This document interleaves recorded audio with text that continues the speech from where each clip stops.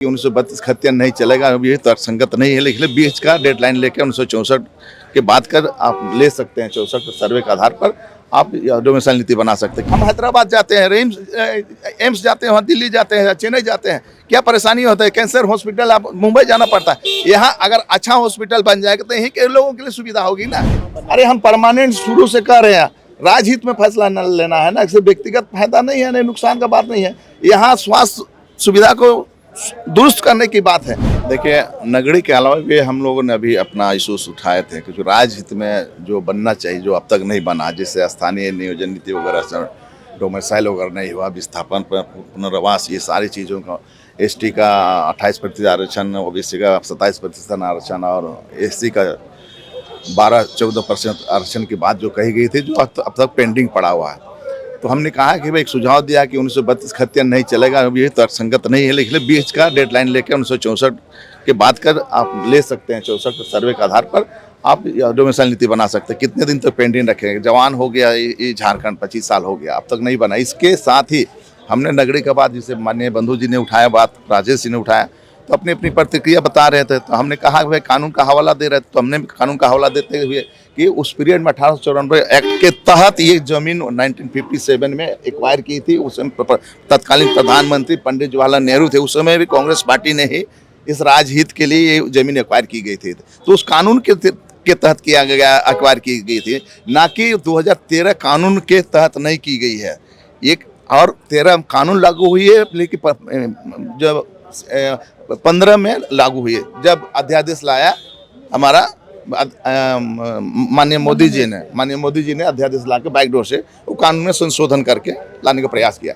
लेकिन हमारा कहना है कि अगर हम कानून का हवाला की बात करते हैं, जमीनी हकीकत और है और कानूनी हकीकत और है, तो कानूनी हकीकत से हम चलेंगे कि हम हाउ हल्ला करेंगे मेरी आदिवासी की जमीन है, फलना ये है, उसके अलावा और गैर आदिवासी की भी जमीन है वहाँ पर। लेकिन जमीन एक्वायर किस हैसियत से हुआ था, किस कानून के तहत हुआ था, ये कहने की बात थी। और हमने यही बात कहा कि 1894 एक्ट के तहत 1957-58 में जमीन मिला है। ये बिरसा एग्रीकल्चर के लिए, तो बिरसा एग्रीकल्चर से जमीन मांगी गई।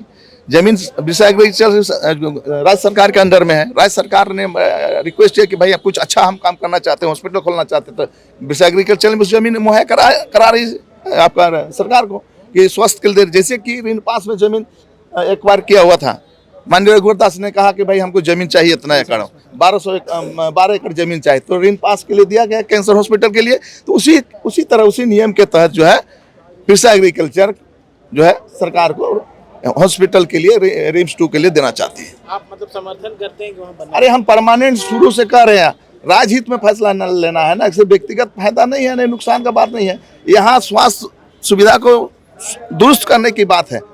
जहाँ स्वस्थ लोग रहेंगे वहीं आपका जीवन यापन अच्छा होगा, वहीं लोग स्वस्थ रहेंगे, तभी तो आगे काम करेंगे। आज यहाँ हॉस्पिटल है कि यहाँ लोग आज एयर एम्बुलेंस से ले जाते उसका पैसा खत्म हो जाता है, अच्छा ट्रीटमेंट नहीं हो पाता है। हम हैदराबाद जाते हैं, एम्स जाते हैं, वहाँ दिल्ली जाते हैं, चेन्नई जाते हैं, क्या परेशानी होता है? कैंसर हॉस्पिटल आप मुंबई जाना पड़ता है। यहाँ अगर अच्छा हॉस्पिटल बन जाएगा तो यहीं के लोगों के लिए सुविधा होगी ना। इसलिए हमने अपना सोच रखता हूँ, ऐसा नहीं कि हमको यहाँ हमारा बन जाएगा तो मेरा फायदा हो जाए, ऐसा कुछ नहीं है। फायदा नहीं देखना चाहिए। नहीं, हम राजनीति फायदा नहीं, हम राजहित का बात करते हैं और राजहित पे हमेशा रहे हैं, हमेशा राजहित की बात सोचते हैं। जहां 27 वर्षों के सफर में 17,000 से भी अधिक छात्रों ने डॉक्टर एवं इंजीनियर बनकर भरे सफलता की ऊंची उड़ान, जहां साधारण छात्र भी झारखंड टॉपर्स बनकर बना रहे इतिहास। दूरदर्शी शिक्षाविद श्री विपिन सिंह के मार्गदर्शन में मेडिकल एवं इंजीनियरिंग के लाखों छात्रों के लिए आशा की किरण के रूप में गोल, nation's leading institute. thefollowup.in. Like, share and subscribe. www.thefollowup.in